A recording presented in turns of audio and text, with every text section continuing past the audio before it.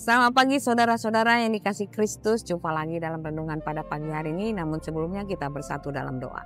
Damai sejahtera Allah yang melampaui segala akal, itulah yang memelihara hati dan pikiran saudara-saudara dalam Yesus Kristus Tuhan kita. Amin. Firman Tuhan pada pagi hari ini tertulis di dalam Yesaya 11 ayat 7-8. Lembu dan beruang akan sama-sama makan rumput, dan anaknya akan sama-sama berbaring.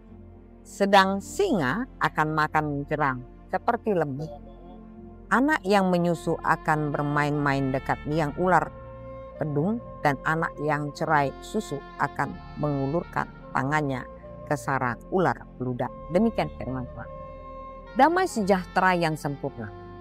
Gambaran damai sejahtera mesianik. Nubuat Yesaya ini menggambarkan suatu keadaan damai sejahtera yang sempurna di bawah pemerintahan Mesias. Dalam konteks ini, binatang buas seperti beruang, singa, dan ular kedung yang biasanya menjadi ancaman, hidup hormat, harmonis dengan hewan jinak dan manusia, bahkan anak-anak kecil. Ini melambangkan pemulihan hubungan yang rusak akibat dosa. Kejadian 3 ayat 15, Roma 8 ayat 19-20. Transformasi alam di bawah kuasa Allah. Ayat ini juga menggambarkan bukan sekadar kiasan, tetapi juga menunjuk pada realitas baru di mana kuasa Allah mengubah sifat alami ciptaan. Singa yang memakan jerami, bukan daging, dan anak kecil yang bermain tanpa takut di dekat ular berbisa menunjukkan bahwa kedaulatan Allah mengatasi hukum alam yang penuh dengan kekerasan dan kematian. Keselamatan yang dibawa Mesias tidak hanya untuk manusia, tetapi juga mencakup seluruh ciptaan. Kolose 1 ayat 2. Pengharapan akan Firdaus yang dipulihkan. Gambaran ini mengingatkan kita kepada Eden, di mana manusia dan hewan hidup dalam harmoni sebelum kejatuhan.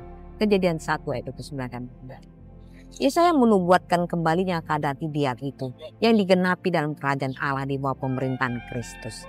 Wahyu 21 ayat 1-2. Saudara-saudara, damai dengan Allah dan sesama. Seperti binatang buas berdamai dengan yang lemah, kita dipanggil untuk hidup rukun dengan sesama kita. Roma 12 ayat 18.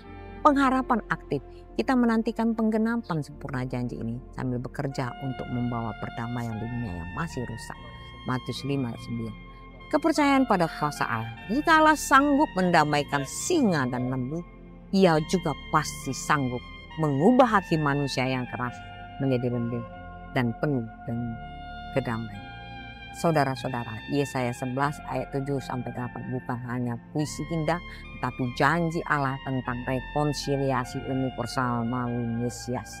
Ini mengajak kita untuk merindukan dan berpartisipasi dalam karya pemulihan Allah, sambil berpegang pada pengharapan bahwa suatu hari serigala akan tinggal bersama domba.